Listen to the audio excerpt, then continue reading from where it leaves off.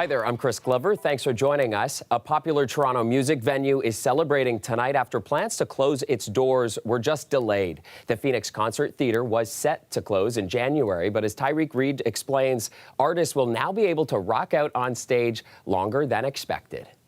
Welcome back. For the artists that want to continue to play, our doors are open. Lisa Zabitnew says the show must and will go on at the Phoenix Concert Theatre.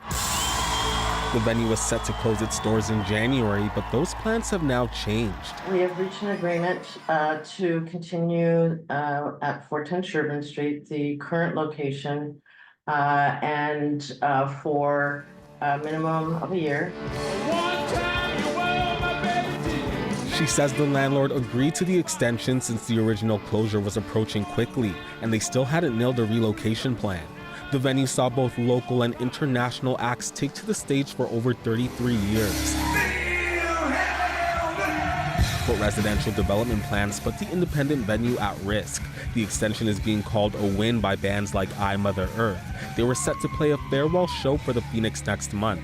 They say the mid-sized venue gives artists a chance to transition to bigger stages. This particular size venue, there's not enough of them. Toronto needs venues like this. We've lost so many venues. While the theater remains for now, so does a development application from the Sabora Group. The developer plans to build a 39-story mixed-use condo on the site, leaving owners to find a new space. Definitely spaces with excellent potential, but just a lot of obstacles, as I'm sure you understand, when you're looking for 15 to 20,000 square feet in downtown Toronto. This just gives us time to move forward. City Councillor Brad Bradford says these issues aren't new to Toronto's music scene. There's a lot of pressure related to development and growth. And we've seen, an alarming number of live music venues shuttered over the past number of years, venues that never came back from the pandemic. And so it's been really challenging. People won't want to live here if there isn't animation around where they live.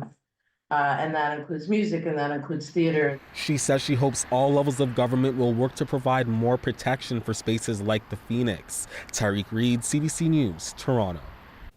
To Toronto's Don Valley West now, where advance voting has begun ahead of the upcoming by-election. Voters in Ward 15 are electing their next councillor, and ballots are being cast at 2 polling locations. Sarah Tomlinson met with some voters to understand the issues that matter most to the community and some top candidates to find out how they plan to address them.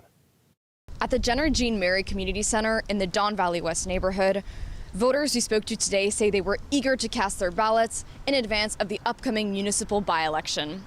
14 candidates are running to replace former city councillor Jay Robinson, who passed away last summer from cancer. 2 candidates have relatively high profiles. Anthony Furey is a former Toronto Sun columnist. Former Liberal Premier Kathleen Wynne, who used to represent the area provincially, has called Furey a right-wing bigot. Wynne has endorsed Furey's main adversary in the race, Rachel Chernos-Lynn. She's not a Liberal member, but has received some significant support from well-known Liberals. She's a school trustee and chair of the Toronto District School Board. Both candidates say they understand the complex needs of such a diverse population and are capable of bringing the changes needed to the community. Congestion is a big concern. We just can't get from A to B in Toronto anymore. Bad for our families and bad for the local economy. Public safety is a concern. So many people say that Toronto is just not what it used to be. We want to make sure, that there will be affordable housing in it, that there will be recreation centers. We would need a new school here. So there's a lot of opportunity to do something really amazing, but we have to do it with the community. Don Valley West has stark income differences. This riding is home to one of Toronto's wealthiest neighborhoods, the Bridle Path, and Thorncliffe Park, one of the city's lowest income neighborhoods. Even if residents differ socioeconomically, many people here list the same issues as their most important. Housing affordability, especially at a time when several housing and transportation developments threaten to price them out. I know our children will, in their 40s, they'll never be able to buy a house until mom and pop kick off. But not all families are like that. They don't have money in the family to do things. The newcomers are coming, and they need to be really supported, and getting a place to start. Like, I mean, so home, having the home, mental well-being. All this is mattering. Jay Robinson's son is running to replace his late mother, but recent polling shows he's struggling to gain traction in the race. Voters have until 7 p.m. on Sunday to cast an early ballot. They'll also be able to vote on Election Day on November 4th. Sarah Tomlinson, CBC News, Toronto. To federal politics now, and the Prime Minister is standing firm in his commitment to stay at the helm of the Liberal Party, despite a growing caucus revolt that's throwing his leadership into question. Are you planning on staying as Prime Minister past October 28th? Yes. Justin Trudeau with an emphatic answer ahead of a Monday deadline imposed by some of his disgruntled MPs to decide his future. Sources say that deadline came during a closed-door Liberal caucus meeting on Wednesday. In that meeting, a letter signed by 24 MPs asking for his removal was read aloud to the Prime Minister. It was the first time Trudeau was confronted about his leadership within his own caucus directly. David Tabachnik is a political science professor at Nipissing University in North Bay, Ontario. He spoke to CBC about Trudeau's decision to lead his party into the next election.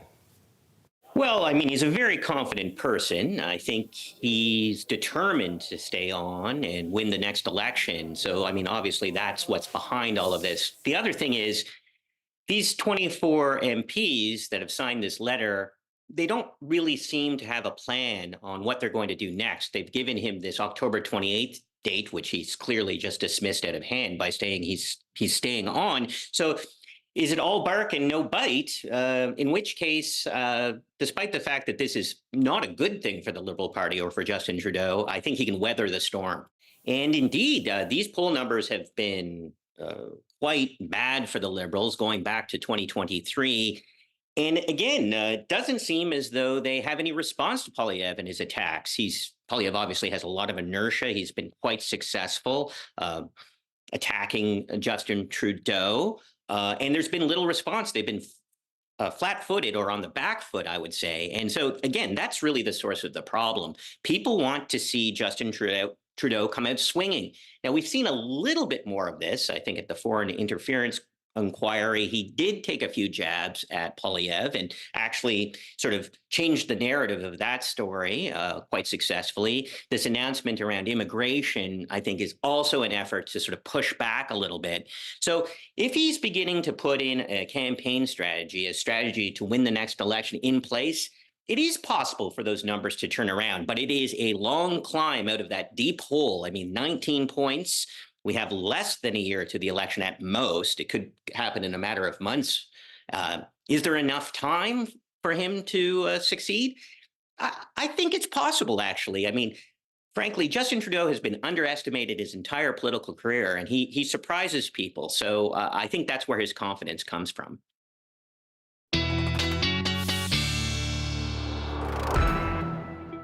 Sophia, Halloween is not for a few days, but I know a lot of people are getting ready for costumes and parties tonight. How is it going to feel if they aren't wearing too much clothing with those costumes? Tonight's forecast is going to be less spooky than actual Halloween night for the trick-or-treaters, Chris.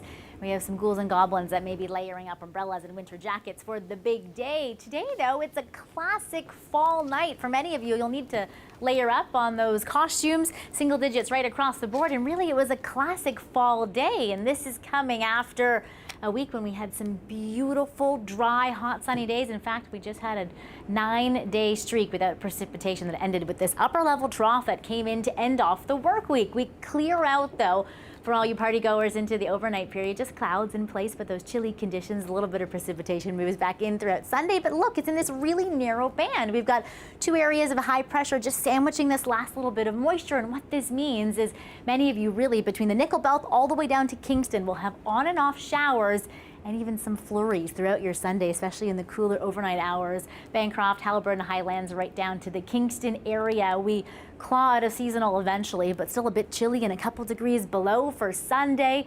Monday is seasonal, but wait, there is light at the end of the tunnel as we head into this work week. The 20s creep back in for Tuesday and right across the board for Wednesday, but all things that go up must come down. I will tell you about the spooky Halloween forecast that we just mentioned in the long range, Chris.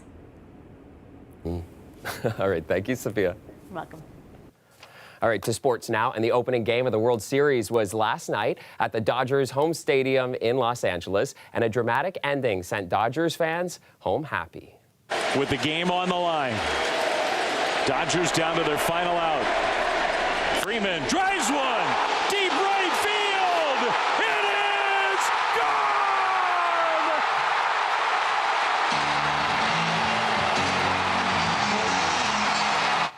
That walk-off grand slam in the 10th inning by Freddie Freeman, giving the Dodgers a 6-3 victory over the New York Yankees. LA leads the best-of-7 series, 1-0. Been playing this game a long time, and to come up in those moments, you dream about those moments even when you're 35 and been in the league for 15 years. You want to be a part of those. It's the energy that the crowd brought tonight, Game 1 of the World Series. Everyone's been talking about this all week, and for us to get that first win, especially like that, that's pretty good, but we got 3 more to go. All right, baseball fans, Game 2 is this evening, also in Los Angeles. And following a travel day, the series will then resume in New York on Monday. Back here in Toronto, a new Indigenous-led art installation was unveiled today here in Toronto, honoring the Mississaugas of the Credit First Nation. What makes this project even more significant is the story that it tells. Campfire is more than just a sculpture. It represents Indigenous placekeeping.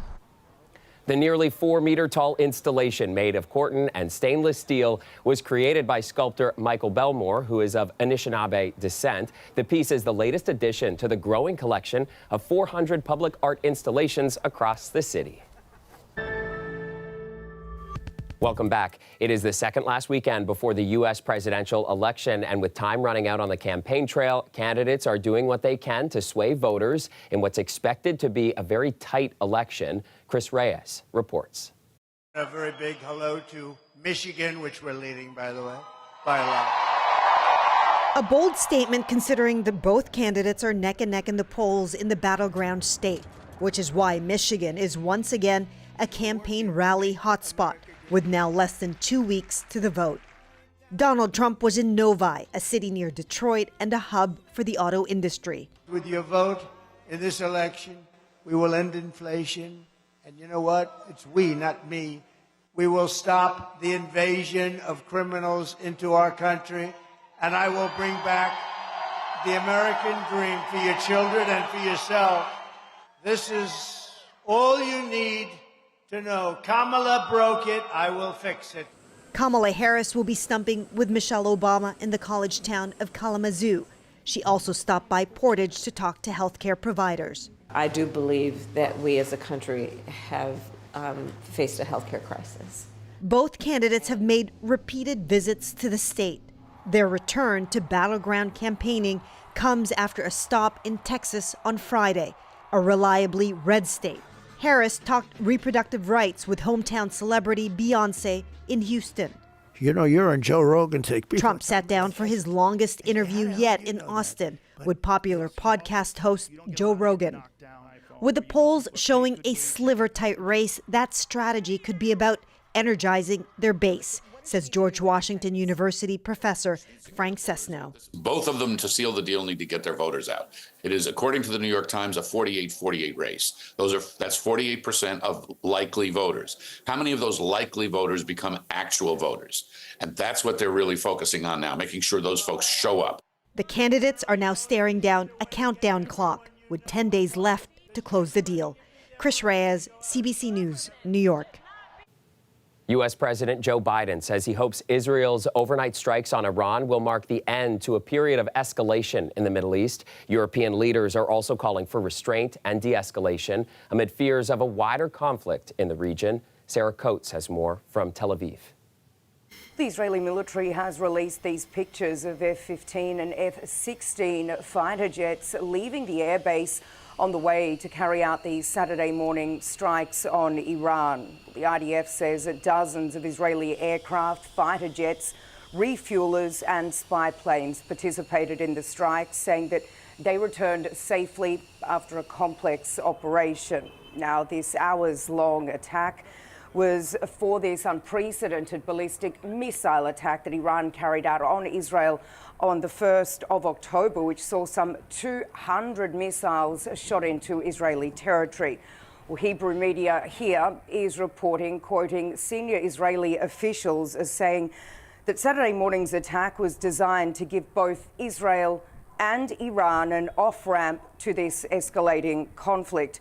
And what we did see here was Israel, of course, targeting these military sites rather than nuclear facilities or energy infrastructure. Now, Israel's somewhat measured response has certainly sent a clear message to Tehran, and that is that the Israelis can basically strike anywhere inside Iran, with Iran's foreign ministry condemning Israel's attack, saying that the Iranians are entitled to defend themselves. Well, the international community is calling for restraint and further de-escalation. But in terms of the situation on the ground here in Israel, there certainly is no change to the IDF's home front command guidance. This is for Israeli people on the ground. No change in that directive there, with the IDF also warning Iran that Israel will be obligated to respond if it opens a new round of escalation. Sarah Coates for CBC News, Tel Aviv. In the Philippines, officials say Tropical Storm Trami has left roughly 130 people either dead or missing. The severe storm has also caused extensive damage. Ethel Musa has the latest. This is the aftermath of Tropical Storm Trami. High winds and torrential rain caused widespread flooding and landslides, washing away roads and forcing tens of thousands of people to flee their homes. We have nothing left. We have no more house to go home to, says this Filipino woman. It's fortunate that my 3 children survived, said this other one. If they hadn't got out in time, they would have died. The storm, known locally as Christine, made landfall on Thursday. It's the 11th to hit the Philippines this year, and local forecasters warn there is a chance high-pressure winds in the South China Sea could force the storm to loop back and lash the country again next week. The food packs, the hygiene kits, all of our supplies are in place, says the country's president, Ferdinand Marcos Jr. The problem is that many areas are still flooded and we can't enter even with large trucks. The government ordered businesses and schools in the path of the storm to close for a 3rd day on Friday.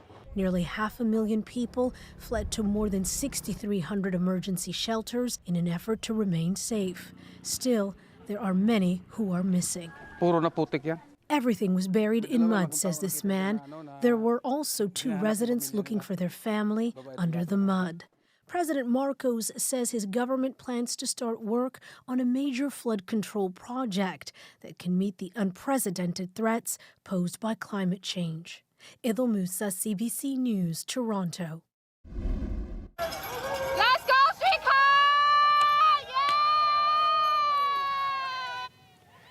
A group of Toronto Marathon runners took to the streets last weekend dressed as a TTC streetcar. They are current Guinness World Record holders of the fastest half marathon time achieved while wearing a 5-person costume. And they got that record at last year's Waterfront Marathon. And this year they attempted to get the fastest full marathon time while wearing a 5-person costume, all while raising funds for a good cause. We tried to support Annex Cat Rescue.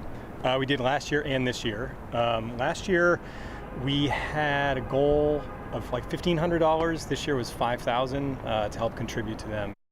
Boy, they are tough. And the group was able to exceed their donation goal, raising over $5,000 for the Annex Cat Rescue.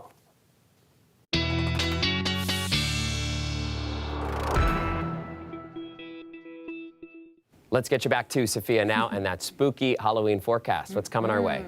Well, the first half of this week, we are gifted with some tricks, or some treats rather, some beautiful forecast conditions for Monday, Tuesday into Wednesday. In fact, it's the perfect spot that you want an area of high pressure to be, that clockwise motion, southerly flow. We will have 20s for parts of Monday, Tuesday, and even into Wednesday. Then waiting in the wings is this frontal system from the prairies. Timing is uncertain. There's a good chance that some of you will start off your Halloween day and be able to have beautiful sunny skies, only to finish off by trick-or-treating timing with some umbrellas and maybe even the jackets and a biting wind potentially. Very spooky forecast, potentially for some. Let's backtrack, take it day by day here.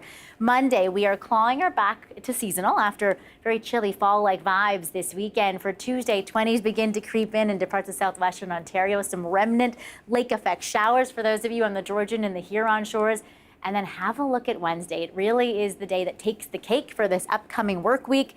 20s right across the board. Windsor, Toronto, Huntsville, all the way up into Ottawa as well. Those are temperatures anywhere from 5 to 12 degrees above seasonal. You're even nearing the double digits in places like Timmins and Thunder Bay. And then Thursday, well, this beautiful ridge of high pressure, what goes up, we said earlier, must come down. And this is actually lining up for the picture-perfect storm track. These areas between cold and warm, these storm systems love to ride that boundary, and that's what we'll see throughout your Thursday. Some of you may squeak out a few days in the 20s before the potential of rain a little bit later in the day for those of you into parts of southwestern Ontario. So this won't be a washout of a day, but there's certainly the chance around the dinner hour the rain will come in. Now, coming up tomorrow, I've been digging up some more spooky weather stats. I will tell you some of the warmest and coldest Halloweens we've had on record. Places in southwestern Ontario take the cake across the country for some of the warmest Halloweens that we've had. Won't be that warm this year, though, Chris. Yeah, looks like it won't be. All right, thank you, Sophia. You're welcome.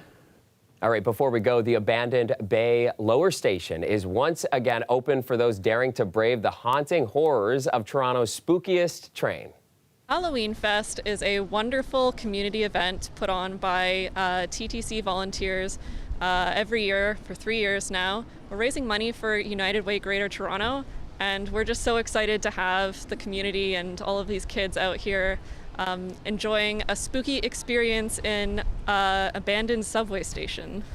Aside from exploring the spooky station, which has hosted Hollywood productions, music videos, and possibly ghosts over the years, the festivities also include a trick-or-treat train for the kids to stock up on those Halloween goodies. A portion of the proceeds from the event will go towards United Way Greater Toronto.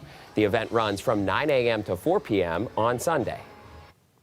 And that's our show for you tonight. Thanks so much for watching. Before we go, though, Diwali celebrations are underway in Toronto's Nathan Phillips Square, just ahead of the big day on Thursday. A variety of vendors featuring crafts, clothing, jewelry, and street foods is on display. Bollywood performances also took center stage, and the events run tomorrow as well. I'm Chris Glover. Thanks so much for watching. We'll see you back here tomorrow night.